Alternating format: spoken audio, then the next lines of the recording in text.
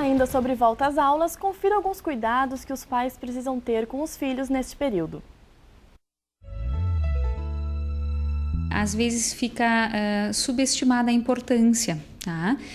Além da questão reparadora para o próprio sistema nervoso central, já se tem estudos da importância do sono também para a parte metabólica, né?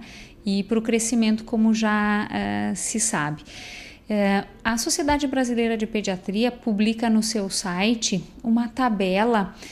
Cada faixa etária tem horas de sono determinadas que seriam o mínimo recomendado. Mas eu posso dizer que, assim, de uma maneira geral, tá, que o mínimo dos mínimos recomendado para uma criança são 10 horas de sono.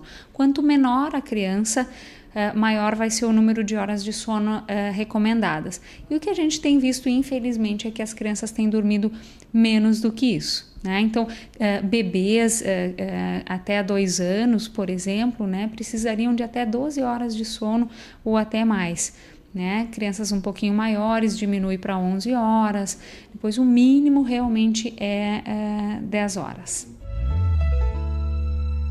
Também a Sociedade Brasileira de Pediatria recomenda um calendário vacinal, né, baseado assim em o que é necessário para cada faixa etária, né, de exposição e risco. O ideal seria que as famílias realmente discutissem isso com o seu pediatra, se vacinas estão em dia ou não, né, mas a gente chama atenção que varicela é uma vacina importante que não está obrigatória no calendário, mas que seria importante que estivesse em dia pela exposição também a outras crianças na escola. A própria hepatite A também é uma vacina bastante interessante. E de uma maneira geral, também os reforços, porque acaba que quando a criança é pequena, né, se tem todo aquele cuidado de seguir o calendário vacinal e depois vai se relaxando um pouco, né? Então, de conversar com o seu pediatra para saber exatamente assim, quais as vacinas que já foram feitas, os reforços que são necessários. Então, assim, é muito importante estar atento a isso também.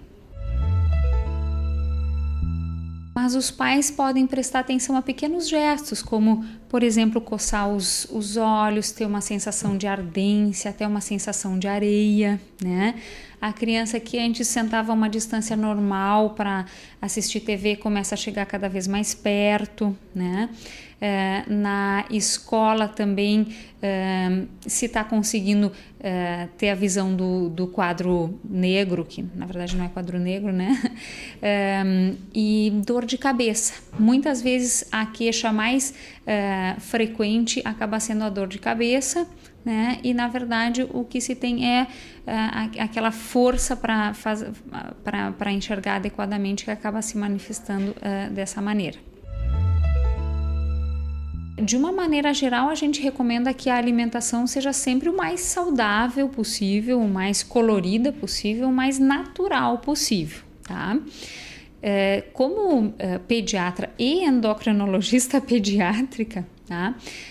A minha recomendação para os pais é que tentem voltar um pouquinho um passo atrás e fugir um pouquinho dos industrializados, que a gente sabe que são alimentos ricos em sódio e gordura e também açúcar, e tentar, na medida do possível, assim, incentivar os seus filhos a levarem fruta, água, preparar sanduíches caseiros, até bolos caseiros, né? E fugir um pouquinho daquela forma pronta de tudo tem que estar num pacote. Por que tudo tem que estar num pacote, né? Isso é mais uma questão de hábito, né? Mas eu ouço de muitos pais dizerem assim, mas é mais prático, né? Às vezes é mais prático tu até pegar uma coisa que tu já tem em casa do que tu tem que ir lá pensar numa compra num carrinho de supermercado. Pão sempre todo mundo tem em casa, normalmente frios ou manteiga todo mundo tem em casa, fica fácil de levar, né? Se puder colocar um legumezinho, melhor ainda. Mas assim, incentivar bastante a questão de frutas, né? Que são super nutritivas e também muito saudáveis, e fugir um pouquinho do industrializado, acho que é a melhor dica. Eu vejo que muitas escolas se preocupam com isso e até já oferecem oferecem a mochila da própria escola, né? Com rodinhas. Então, o ideal é que as mochilas fossem de rodinha e que a criança puxasse ao invés de carregar nas costas, né? Quando há necessidade de muito material escolar, o ideal até é que se divida esse peso das costas com a frente, porque aí tu tem um equilíbrio, né? Tu pode retirar 2 cadernos ou 2 livros e levar na frente, ao invés de deixar todo o peso nas costas. Costuma fazer então até uma inclinação inadequada, tá? E sempre questionar se realmente é necessário levar todo o material de uma vez só, né? Eu sei que tem escolas também que o material fica na própria escola, então tentar organizar de maneira a ser o menor peso possível.